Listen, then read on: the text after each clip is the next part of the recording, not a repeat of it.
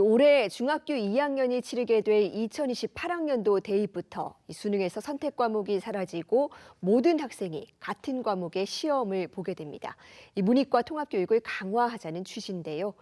지금 자연계열 학생들이 주로 선택하는 미적분과 기하 부분은 심화 수학이란 선택 과목으로 추가할지를 논의 중인데 이 사안을 놓고는 찬반 논쟁이 거셉니다. 먼저 영상 보고 오겠습니다. 네, 이번 2028 대입 개편안에 대한 수학계의 입장을 대한수학회 박종일 회장에게 직접 들어보겠습니다. 화상으로 연결돼 있습니다. 회장님 안녕하세요.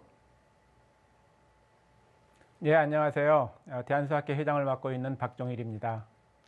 네, 우선 이 2028학년도 대입 개편안 시안에 대해서 어떻게 평가하십니까? 예, 이번 개편안은 모든 수험생에게 같은 수학 과목을 시험 보게 함으로써 문이과 유불리를 해소하는 것이 주된 목표였던 것처럼 강조하고 있습니다. 이는 오직 문과 계열을 지원하는 학생들만을 고려한 안으로 전체 수험생의 60% 이상이 지나가는 이과 계열 학생들에게 반드시 필요한 소양으로 평가받던 과목들을 없애버리는 심각한 문제점을 내포하고 있습니다. 만일 미적분학 2와 기하가 대학 수학능력시험 과목으로부터 제외된다면 2015 개정 교육과정이 표명했던 문이과 통합이 결국은 이과 해체와 다름 아니었음을 말해주는 것으로 결과적으로 이과 계열 대학 교육의 기반이 붕괴될 것임이 자명하며 이는 현 정부에서 강조하는 과학기술 혁신 정책에 역행하는 것일 뿐만 아니라 우리나라 과학기술의 국가 경쟁력 약화에 직결되는 재앙적인 상황을 초래할 것입니다. 네, 특히 미적분2와 기하를 제외하는 것에 대해서 우려를 나타내고 계십니다. 이들 과목이 이공계 진학 학생들에게 꼭 필요한 이유가 있을까요? 이에 이공계열 대학 수업을 이해하고 따라가기 위해서는 고등학교에서 배우는 미적분학 2와 기하 과목의 내용들을 사전에 반드시 알고 있어야 합니다. 대학 1학년 시기에 배우는 대학 수학 수업은 말할 것도 없고 물리학이나 전자기학 수업을 듣기 위해서는 벡터, 초월함수의 미분, 적분 등의 사전 지식이 반드시 필요합니다. 어떤 분들은 이와 같은 내용은 대학에 진학해서 필요한 사람만 배우면 충분하다고 하는데 이는 옳지 않는 이야기입니다. 점점 복잡해지는 4차 산업시대에 그렇지 않아도 배울 것은 넘쳐나는데 미적분학 2와 기하와 같은 가장 기본이 되는 수학을 배우느라 대학 1, 2학년 시기를 허비한다면 충분한 전공 지식을 쌓지 못하고 대학을 졸업하게 될 것은 너무나 명백한 사실입니다. 대학을 5년제, 6년제로 하지 않는 한 모든 것을 대학으로 미룰 수는 없을 것이기 때문에 고등학교에서 배워야 할 것은 고등학교에서 배우고 진학해야 대학에서 본인이 원하는 전공의 지식을 제때에 맞게 배워서 그 다음 단계로 넘어갈 수 있습니다. 네, 그런데 우리 교육 현장이 또 고질적인 문제이기도 하죠. 이 수학 공부를 포기하는 이른바 숙포자를 줄이고 학생들의 학습 부담도 완화하려면 이 수학이 너무 어려워서는 안 된다는 주장도 있는 게 사실입니다. 여기에 대해서는 어떻게 보십니까?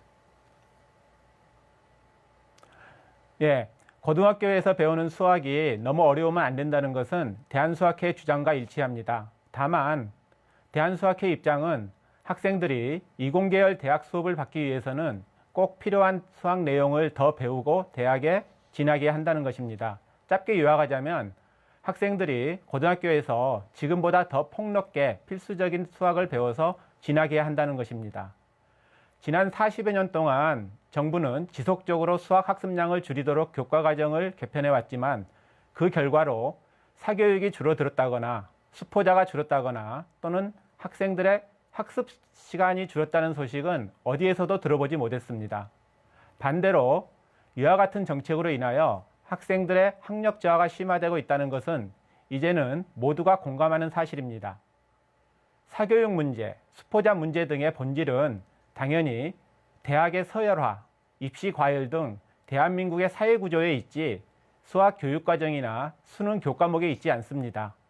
그런데 경쟁체제가 야기하는 문제의 해결은 뒤로 하고 수학 교과 과정만을 줄인 결과 오히려 수능 등에서 소위 말하는 킬러 문제를 양산하게 되고, 이는 또 사교육을 필요로 하는 아이러니에 빠지게 된 것입니다. 학생들 입장에서는 공부는 공부대로 하지만 정작 대학에서 요구하는 능력은 배양하지 못한 채 불필요한 공부에만 시달리게 된 것이 현실입니다. 네, 수학이 지나치게 어려울 필요는 없지만 이 필수적인 개념들은 폭넓게 접할 필요가 있다. 이 조금 전 사교육에 대한 지적도 해주셨는데 이 앞으로 심화 수업이 도입이 되면 이 사교육이 증가할 것이다. 이런 주장도 만만치 않습니다. 여기에 대해서는 어떻게 보십니까? 결론적으로 이야기하자면 필수적인 고교 교육 과정의 범위에 대한 조정과 사교육 시장의 과열과는 직접적인 연관이 없습니다. 미적분학 2와 기하를 포함하는 심화 수학의 신설이 마치 사교육을 더 심화시킬 것이라는 주장은 대한민국의 교육 목표나 다른 교육적 측면은 상관없이 사교육 감소를 교육 문제의 유일한 해결책으로 제시하는 전형적인 포퓰리즘적 사고입니다. 사교육 문제의 본질은 앞에서도 언급했던 것처럼 대학의 서열화, 입시 과열 등으로 대한민국의 사회 구조에 있어서 그 해결이 매우 어려운 것입니다. 사교육 문제가 교육 과정 및 수능과는 연관이 적다는 사실은 사교육비에 대한 통계를 보면 쉽게 알 수 있습니다. 예컨대 통계청의 사교육비 통계에 따르면 수학, 과학 교과 과정이 아주 심각하게 줄어든 2015 개정 교육 과정이 시행되기 전인 2016년 초중고 사교육비 총액은 약 16조였습니다. 그런데 2015 개정 교육과정이 시행 중인 2022년 사교육비 총액은 약 22조로 현저히 증가했음을 볼 수 있습니다. 사교육 문제 때문에 심화교육을 신설하지 말자는 것은 사교육을 핑계로 이공계에 지원하는 학생들을 위한 수학교육을 포기하자는 말과 같습니다.